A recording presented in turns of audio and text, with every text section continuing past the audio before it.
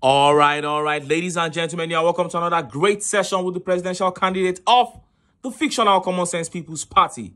Now, no matter how hopeless the situation of this country appears, some of us will not stop lending our voices. There is indeed so much tension in the middle belt states of Nigeria right now, and it is all caused by the killer and terrorist Fulani headsmen.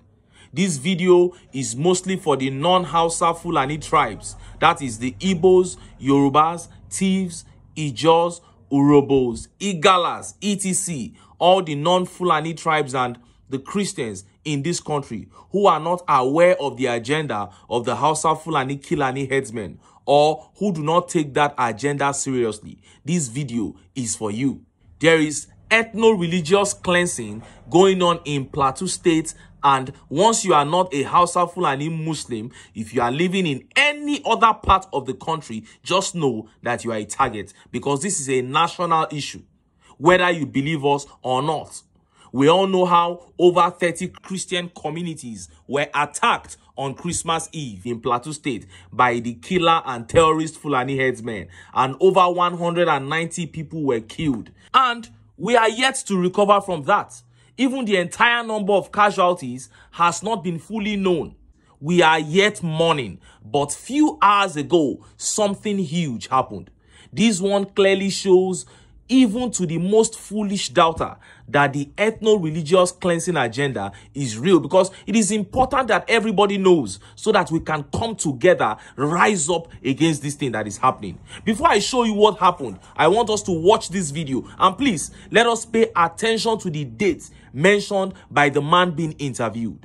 See the video. While I was driving down from Jos to this place, I received a call.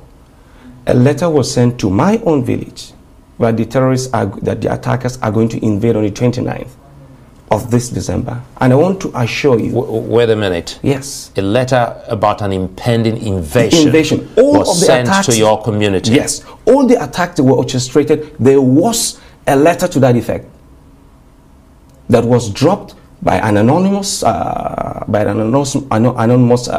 person intimating the residents of Mangu local government, to be precise, that there will be attacks. And when that does happen, for instance, in this case, does anyone report to the police or the authorities? They received about 37 distress calls. That is Operation Safe Haven or the Joint Task Force. About 37 distress calls, yet nothing was done. But in those communities, we also understand that there are some Fulanis who also live in those communities. They were also caught in that attack. Well, I want to assure you that that is a narrative that cannot be substantiated, because all the casualties that we're talking about are in communities inhabited by Christians.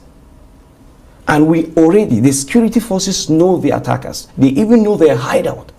For the past 2 decades, they know where they orchestrate all of these attacks, because that autonomous community called Mahanga, which is at the foot of the Bokos Hills, bordering Wamba in Nasarawa State to the south, is this autonomous community from where these attacks are orchestrated. Just the same way we have in the Mandara Hills, in Borno State. For instance, the military relocated an entire community of over 11,000 people, leaving the entire Damboa road free for the terrorists to operate freely. They even collect tolls on the roads, as if we were in a Banana Republic. Section 14B of the 1999 Constitution, as amended, stipulates that the welfare and security of the people shall be the primary purpose of government, without which government loses its legitimacy. You know, before... Now, you heard him. He said while he was driving to that interview venue, he received a call that the terrorists had written to his village saying they were going to attack his village on the 29th of December. Now, this is not the first time terrorist bandits would send letters notifying communities of impending attacks. We have seen those before. But after the attack on Christmas Eve, which is 24th of December, one would think that the outrage of Nigerians and even the Amnesty International president of Hungary who spoke against the attack, one would think that all those things would make them abort the plan to attack on the 29th, which is today. But look at what happened few hours ago. Plateau, assailants attack another community in Bokos. Days after the deadly Christmas Day attacks on Bokos, yet another community came under attack in the same local government on Thursday night. The Yuletide incident that has been regarded as the worst outbreak of violence in Plateau since May has left more than 190 people dead and hundreds injured. Reacting to the event, Transition Committee Chairman of Bokos, Monday Kassa, disclosed that marauders attacked the community at night, burning and destroying homes. Kassa explained that no death was recorded due to the timely intervention of security personnel. While giving an update on Christmas Day attack, the committee chairman explained the number of casualties still stands at 195, further confirming that rescue operations were ongoing to find missing persons. You heard that. Between 28th midnight to early 29th of December, the terrorist killer Fulanis attacked as they said they would in their letter to that community. And according to the report here, they said they only burnt down houses, that nobody was killed due to appropriate intervention by security forces. But give us till tomorrow, you will begin to hear figures of lives that were lost. You can't attack a community between 11 p.m. midnight to 2 or 3 a.m., burning down houses, and you claim there was no death. But that is besides the point. What I'm actually trying to establish here is this. And if you still have any doubt that these guys aren't out to carry out ethno-religious cleansing, please try to listen to this with an open mind. Now, these Fulani headsmen inform communities of impending attacks. Why? It is probably because they want the people of those communities to vacate their communities so that they can come and take over. We are not making things up. This is exactly what they did in Benue State. Attacked people and began taking over their lands. And when they are planning to take over these lands, why don't they consider that government may intervene if they discover that the community that was attacked now has new occupants? And those occupants are tribesmen of the people that attacked them. They are not always scared because they know that they have support of strong men in the government, particularly in the APC, backing their evil acts. And let us look at how Nigerians reacted. Let's take some of the tweet reactions. This tweet by Baron says, I heard they were notified of this attack and military was informed, but nothing was done to stop the attack. That's what we are talking about. And this tweet here says, the attackers are still attacking and killing Christians in Bokos, while the military remains aloof and doing nothing. Who shall bail the cat at UN, at Potus, at 10 Downing Street, at Dam? And this tweet by Kedon says, which means they are still within the local government.